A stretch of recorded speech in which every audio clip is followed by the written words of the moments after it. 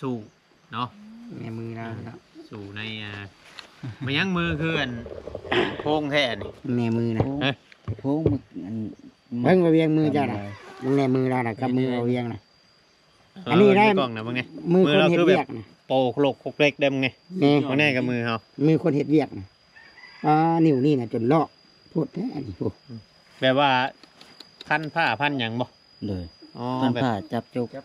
พันผ้าจับจกจับหยังแบบสู่ กระดันนะ แม่ แน่น่ะจนมันกระดานจนโปน่ะ จนแบบที่ได้แต่ข้าวข่อยเฮ็ดทานตะกี้กัน เจ็บอันนี้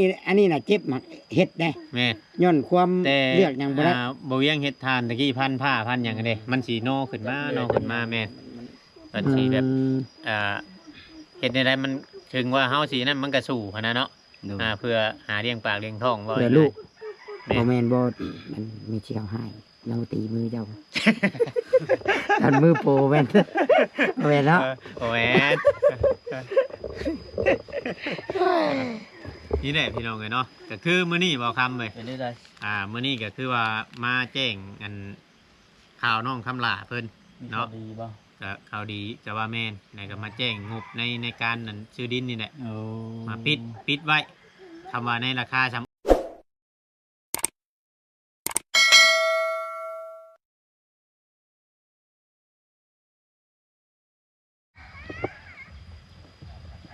กับทักทายสบายดีพี่น้องสบายดีและสวัสดีพ่อแม่พี่น้อง FC สุขุสุคนเด้อบ่ว่าอยู่ใกล้อยู่ไกลอยู่ฝั่งไทยฝั่งลาวและอยู่ทางต่างประเทศพี่น้องเอ้ยเนาะมาพบพ่อกันคลิปนี้พี่น้องเอ้ยกาคลิปนี้นี่เบาเวียงสีมาแจ้งรายละเอียดเนาะหรือว่าแจ้งข่าวดีเพิ่มเติมแจ้งรายละเอียดเรื่องเงินเรื่องคำเกี่ยวกับที่ดินของน้องคำละเนาะเดี๋ยวไปเบิ่งไปชมน้ำกันเลยพี่น้องเนาะไปว่าสิเป็นจังใดดีมกดีใจน้ำเนาะน้องคำละกับลูกชายเพิ่นถือว่าเปิดสักราชเปิดหน้าใหม่ที่ดีตัวชิดก็ได้เปิดการเดินทางปันสุกมีข่าวดีปั๊บเลยเพิ่นเบ้าในหลายแน่เมื่อวานเนี่ยเพิ่นเบ้าในหลายแน่ครับเจ้าผู้เพิ่นพามาเบิ่ง ได้เป็นตามมีดินก็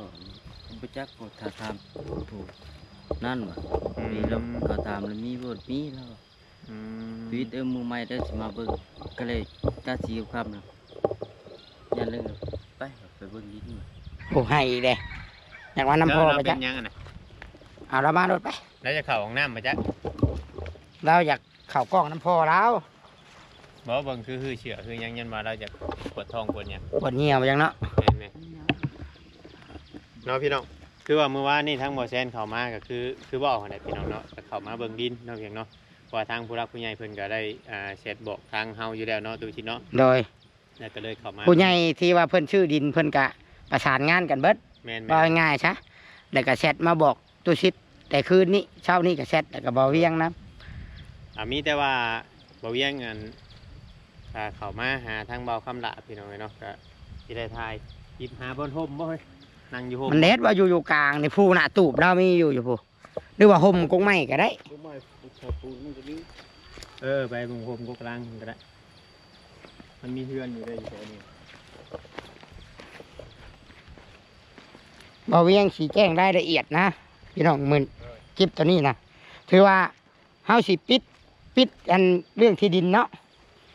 บ่สรุปง่ายๆซะปิดเด้อพี่น้องเด้อแต่ว่า ว่าเฮาก็ได้คุยกับทางเจ้าของเพิ่นแล้วบางทีราคาก็ทำนี้แต่ว่าทำมามีเพิ่มเติมครับในพวกในบ้านเราบ่ฮู้เราบ่เคยขาย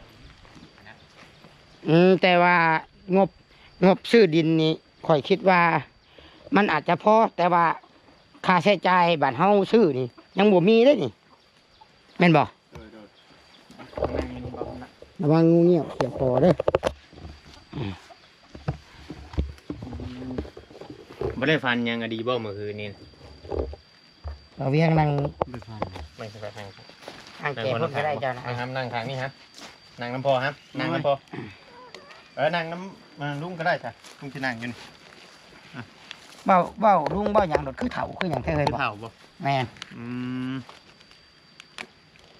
เพิ่นมาเบิ่งแล้วเมื่อวานนี่เนาะคือทางบ่เซนเขาทางเขาบ่จิตเนาะ มาเบิ่งฮู้ว่าเพิ่นมาเบิ่งที่ดินเนี่ยเป็นแนวใดในจิตใจเจ้า ดีใจ ดีใจแฮงบ่ โดย นอนรับอยู่บ่คืน รับ รับอยู่ โดย คิดไว้อยู่บ่ในอนาคตโอ้คำเพิ่นชื่อให้กูดีนี่โอ้สิเป็นแบบไรจังซั่นจังซี่คิดอยู่บ่ คิดอยู่คิดวันนั้น มาได้กูก็ขายเอาเงิน บ่ขาย บ่ได้คิดนั่นติ โดย หยอกน้องเพิ่นเด้อพี่น้องเด้อเฮาก็แบบ ขายไป น้อง อ หั ยู่ วม ใช้ วน อีก ฮะ ก็คิดไปขายไปอยู่ใช้อีกบัดนี้ เนาะ คำคายแล้วจะกินไปอยู่ใช่อีกเนาะ โดย ฮอดบ่มีฮอดผู้สิช่วยเพิ่นนะบัดนี้เนาะ อื โด ม ย อืม แต่เคยคิดอยู่บ่ว่าเฮาสิมีมื้อนี้น่ะสิมีคนมาช่วยนะที่ผ่านมาในชีวิตน่ะ ยังบ่เคยเลยบ่เคยคิดเลย สิมีแบบว่ามีแต่คิดว่าสิไปหาด้วยตัวเองหั้นนะเนาะ โดย อืม บ่เคยคิดว่าสิพวกง่ายสิมา คิดจะว่าคิดพันอยู่พยักเลยนี่ดิ ไปผ่าน ปานฟันอยู่นะเนาะ โดย ปานฟัน ยังสัมพันธ์บ่เด่น โดยดีใจให้เด้ ดีใจแฮง โดย อืมแต่ว่าเรายังสัมพันธ์แบบนั่นอยู่นะ แต่ว่าในใจนี่หุ้มไว้อยู่ได้ตั้งแต่เมื่อวานนี้ ตั้งแต่เพิ่นพามาเบิ่งนะเนาะแต่ก่อนนี่ย่างผ่านไปผ่านมาในทางเช่นนี้นี่บ่คิดวีแววหรือว่ามีความคิดความผันว่าโอ้กูอยากได้เฮือนแถวๆนี้เด้เคยคิดอยู่ คิดมันก็บ่ได้แต่มันบ่มีเงิน อืม เพราะแต่คิดแบบเฮาคิดเฮาคิดอยากถือเลข6ตัวได้ตัวเอ้ย อืม มันหมดบ่ถือจักเทื่อ เออแต่ว่าเพิ่นก็ยังบ่ได้เว่าว่าเพิ่นสิซื้อเมื่อวานนี่เนาะ โดย เพิ่นมาเบิ่งซื้อเนาะ โดย อ๋อโดยอันนี้เด้อพี่น้องเด้อมื้อนี้ก็ทางบ่เวียงได้เข้ามาก็จากทางอันผู้หลักผู้ใหญ่เนาะแต่ละคนเนาะเพิ่นได้ประสานกันพี่น้องเอ้ยเนาะเพิ่นได้ประสานกันมื้อนี้ก็เพิ่นให้ทางบ่เวียงนี่มาชี้แจงหรือว่ามาเว้ารายละเอียดใน ให้มันจบเรื่องที่ดิน แมนให้มันจบในเรื่องที่ดินนี่แหละพี่น้องเอ้ยเนาะ บ่ให้ว่า ผู้หนึงว่าบ่พอผู้หนึงว่าพอ แมน เนาะ แมนก็คือว่าในมือนี้เนาะก็คือ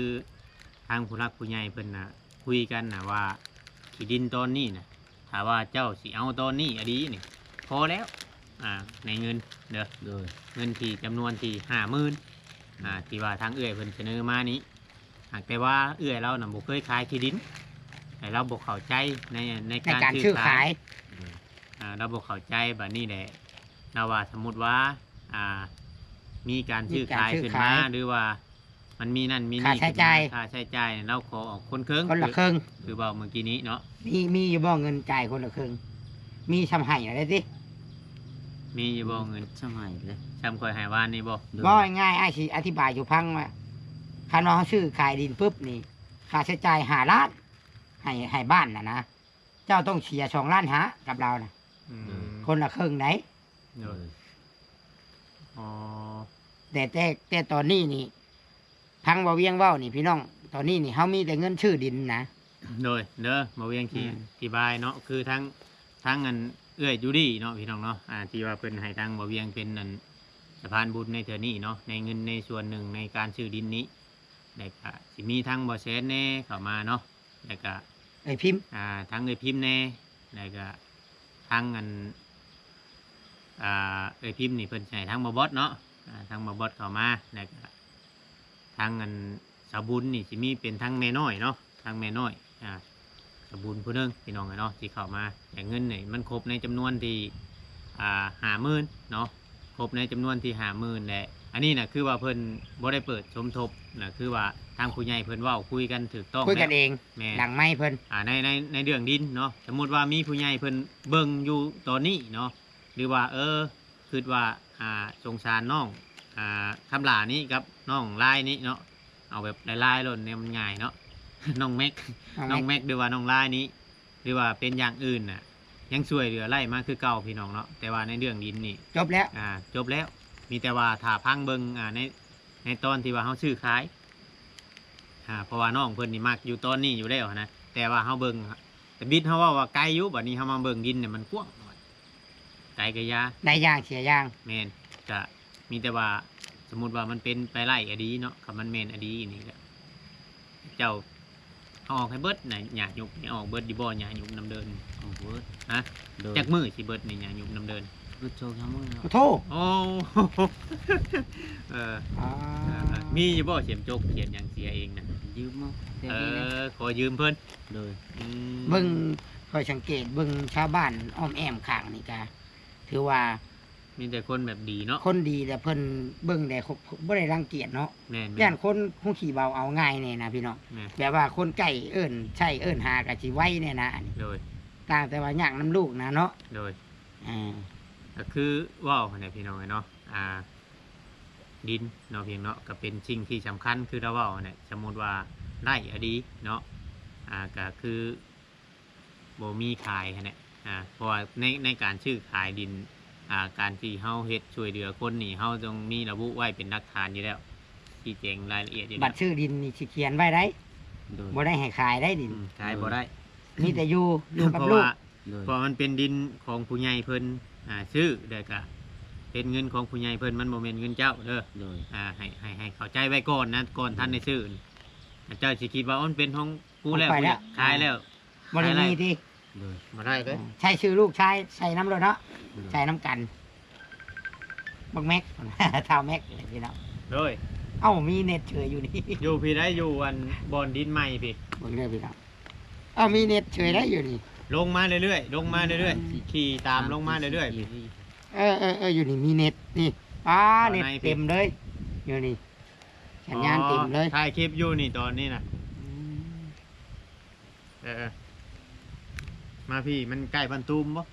มันตุ้มอยู่ลงไปตรงนี้ นั่นแหละมันเดินมีสัญญาณเนาะมีสัญญาณช่องขีดแล้วของข่อย 3 ขีดเลยของค่อย คือว่านี่แหละพี่น้องเอ้ยเนาะเฮาก็ชี้แจงกล้องข่อยคือยุบลงอ่ะนะ ว่าผมละ เอาเร็วเร็วเร็ว เบิ่ง ไหลลง นั่ง ไหล ก่อน ลงบัดนี้ นั่งก่อนโอ้ยมันลอยเลยว่ายุบลงบอกคำลาจะตกใจอีหยังบาดนี้เรา มีเน็ตเนาะอยู่นี่เนาะว่าคำลาเนาะน่ะบอกยังเอ้ยบ่ได้ออกไปเนาะข่อยสินั่งอยู่นี่แล้วข่อยน่ะ เห็นคักเด้บาดนี้ คือว่าเนี่ยพี่น้องเลยเนาะก็คือว่าเนี่ยมีแต่ว่าเมื่อนี้เฮามาอันที่แจ้งคือเฮาว่าเนี่ยพี่น้องเลยเนาะก็มีแต่ว่ารอบ่เซนขึ้นมาแต่ยังก็เช็คกองบ่ดูสิ ฮะ มีแต่ว่ารอว่าเซนขึ้นมาแต่เช็คกองเนาะรอว่าเซนขึ้นมาแต่เช็คกองพี่น้องเลยเนาะก็คือมื่อนี้ทางเอยจูดี้ให้บ่เวียงได้มาแจ้งให้ FC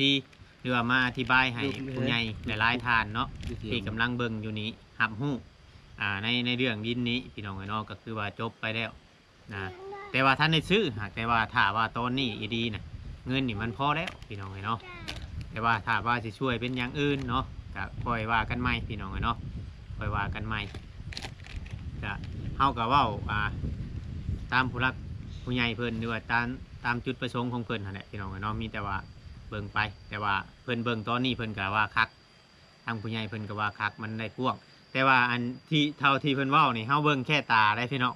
เบิ่งแค่ตาวิศวกะเอาซื้อ โยกมาโยกออกนี่ตามที่เฮาเบิ่งนี่มันสิกลัวพี่น้องเนาะมันสิกลัวอยู่ตามที่ว่าเวียงเบิ่งเพราะว่ามันก็นั่นอยู่ถือว่าน้องนี่ตั้งเฮือนขึ้นหลังหนึงหรือว่าจะเฮ็ดหัวเฮ็ดสวนคำดุมันปลูกหันปลูกนี่ได้เนาะบ่เกี่ยวกับพื้นกับไผ่หรอกแถวนี้นะเพราะว่ารอบๆนี่เริ่มมีเฮือนคนออกมาแหละต่อไปในอนาคตอาจจะมีเนาะ เฮาใส่โซลาร์เซลล์ก็ได้ เออ ใส่โซลาร์เซลล์บ่ ต่อ เป็น ไป หยัง ในอนาคตนี่ก็จะมีน้องนะบ่ได้ขออย่างไรเพราะว่า อยู่ในหมู่บ้านพุ่นมันแพงเป็นเซนทองเซนคือเจ้าเว้าเนี่ยเนาะ โดย เพราะว่าหนึ่งมาเจ้าบัดเป็นคนที่อยากอยู่แบบนี้อยู่แล้วเนาะ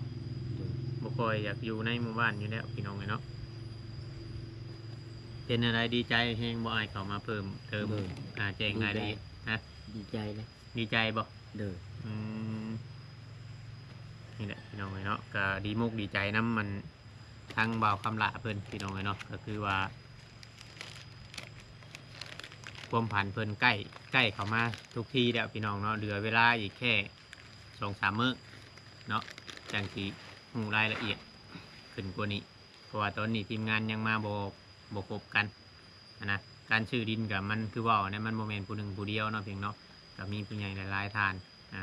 เป็นกระเบิงในทีมงานเฮาเฮ็ดคืออยู่ดีแล้วก็เห็นคลิปมือทำบิดเราก็ยังแบ แบบ บ วางเจ็บเด้อ สงสารแห้งเราอะเนาะ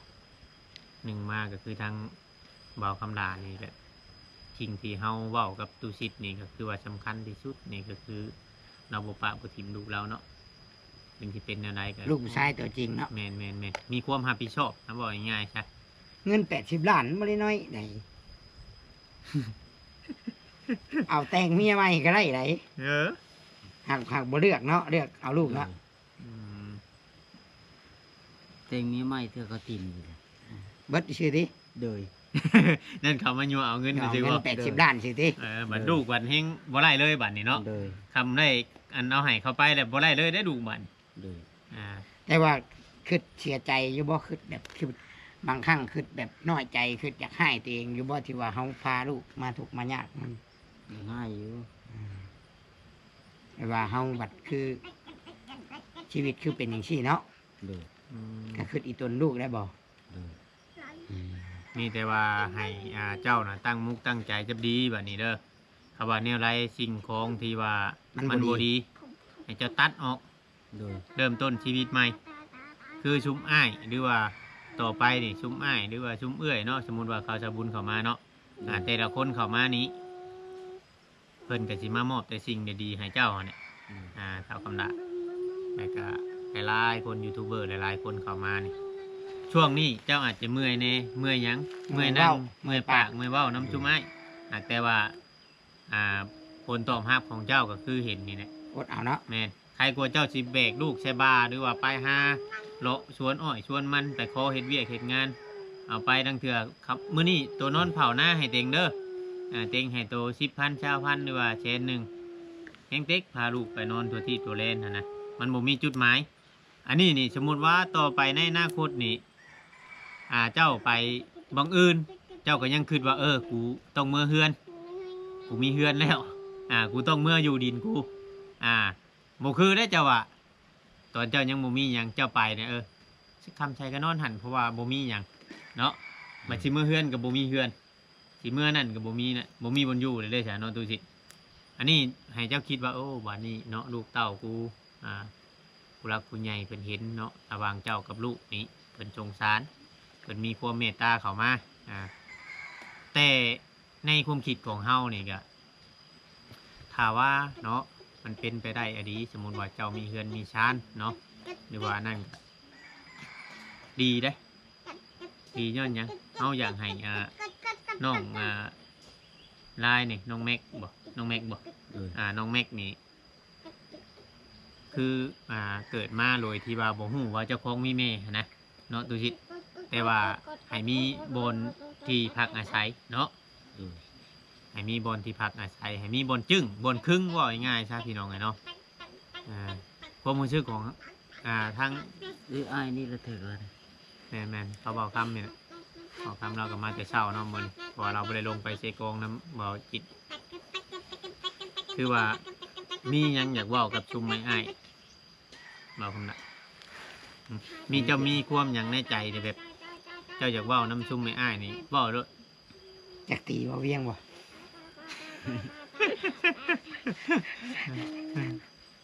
เจ้ามีหยังในใจแบบว่าแบบ มีใจดีใจแล้วที่ช่วยเหลือ ฮะ ดีใจ โอ้จะให้เลย ดีใจแห้งบ่ โดย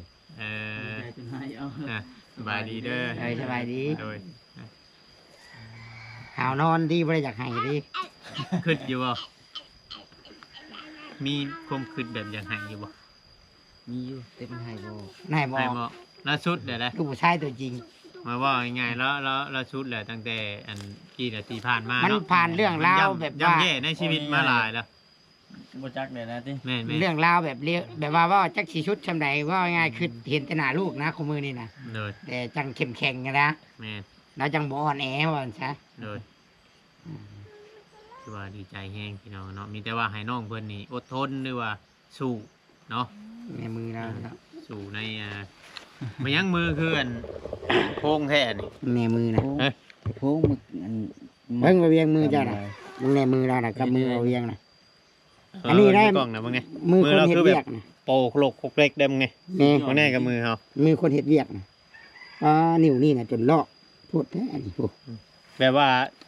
พันผ้าพันหยังบ่ เลย อ๋อ พัน แบบ ผ้าจับจุก จก พันผ้าจับจกจับหยังแบบมัน สู้ กระดันนะ แม่ นี่นะจนมันกระดานจนโปนะ จนแบบคิดได้แต่ข่าวข่อยเฮ็ดทานตะกี้กัน เจ็บอันนี้น่ะเจ็บหมักเฮ็ดได้ แม่ ย้อนความ แต่ เลือกหยังบ่ได้ บ่เวียงเฮ็ดทานตะกี้พันผ้าพันหยังกันเด้มันสิโนขึ้นมาโนขึ้นมาแม่นมันสิแบบ เฮ็ดในใดมันถึงว่าเฮาสินั่นมันก็สู้หันนะเนาะ โดย เพื่อหาเลี้ยงปากเลี้ยงท้องว่า เพื่อลูก แม่ บ่แม่นบ่มันมีเชี่ยวให้เราตีมือเจ้า อันมือโปแม่นบ่แม่นเนาะ โอ้แม่นนี่แหละพี่น้องเอ้ยเนาะก็คือมื้อนี้บ่คำเว้ย เป็นได้ไร มื้อนี้ก็คือว่ามาแจ้งอัน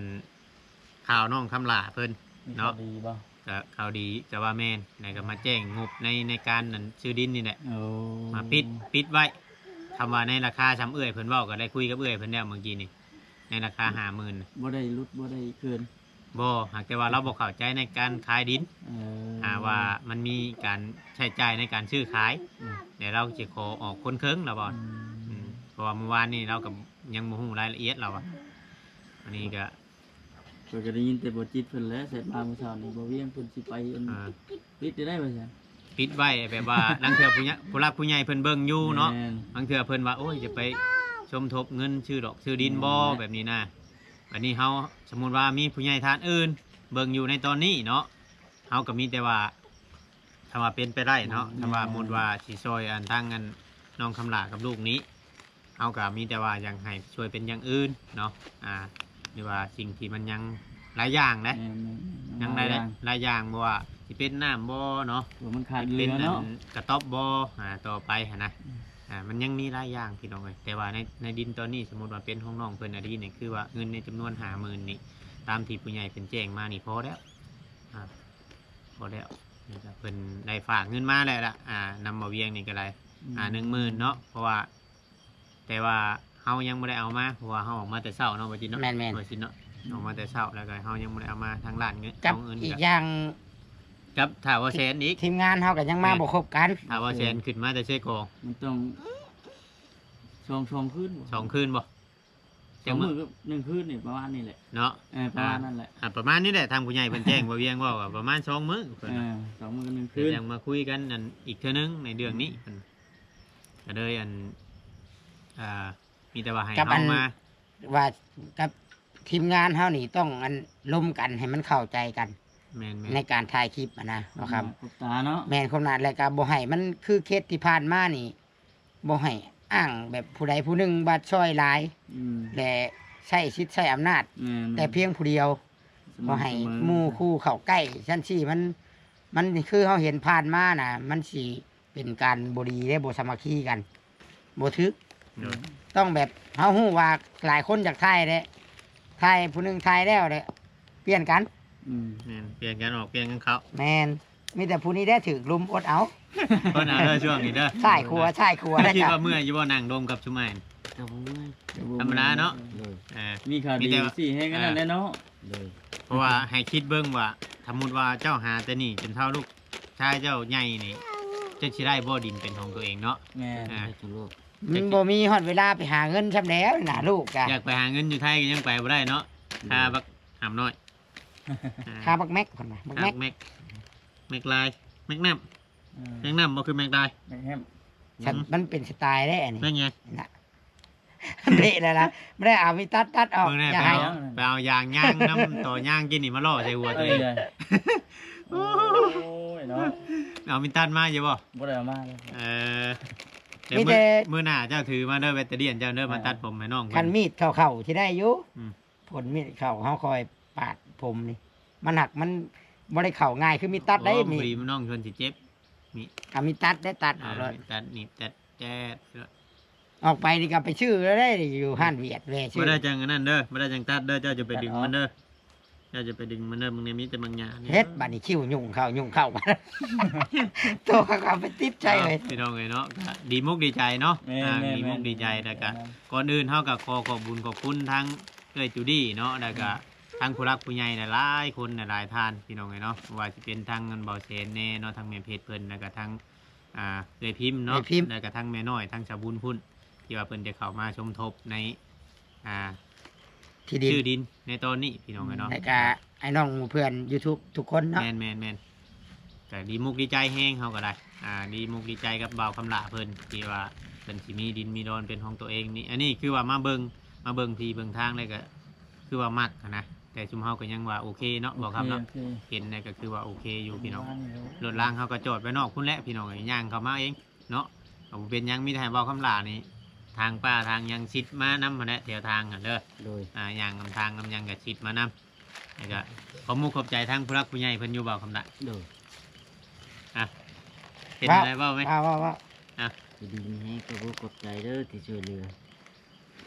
แต่เบิกกลัวน้ำสู้อยู่ดีมีแห้งไปหาเงินตลอดปลอดภัยไปทางใดครับ ว่าจักเขาเว้า โดย คือสุขสิหายได้บ่เอง เว่าบ่ออกบ่ โดย เออเว่าบ่ออกแล้วพี่น้องเลยเนาะตื่น ขอบใจเด้อพี่น้องเอ้ยเนาะขอบ ข ใจ อบใจ ตื่นตัน ขอบใจแทนบ่าวคำละดีใจนำเราเว้าเราอยากให้เลยกินเราสิให้เลย เอาขอบใจอยู่ขอบใจป้าลุงเด้อเบาอยู่ ใจเว้า ด เด้ บไม่มือ ขอบใจป้าลุงเด้อเบาอยู่เบา ดบไม่มือ เดี๋ยวมือก่อนไหมจำจะกินขนมนะขอบใจเด้อป้าลุงเบาอยู่ บ่รู้ไหม ฮะ ไม่เขิน เอาบ่เป็นหยัง อ่ะ พี่น้อง พี่ เนาะ น้องเอ้ยเนาะ นี่ประมาณนี้แหละให้บอกคำสัมภาษณ์ต่อเด้อบอกคำเด้อ โอเคพี่น้องสำหรับคลิปนี้ก็สิได้กล่าวคำว่าสบายดีเด้อพี่น้อง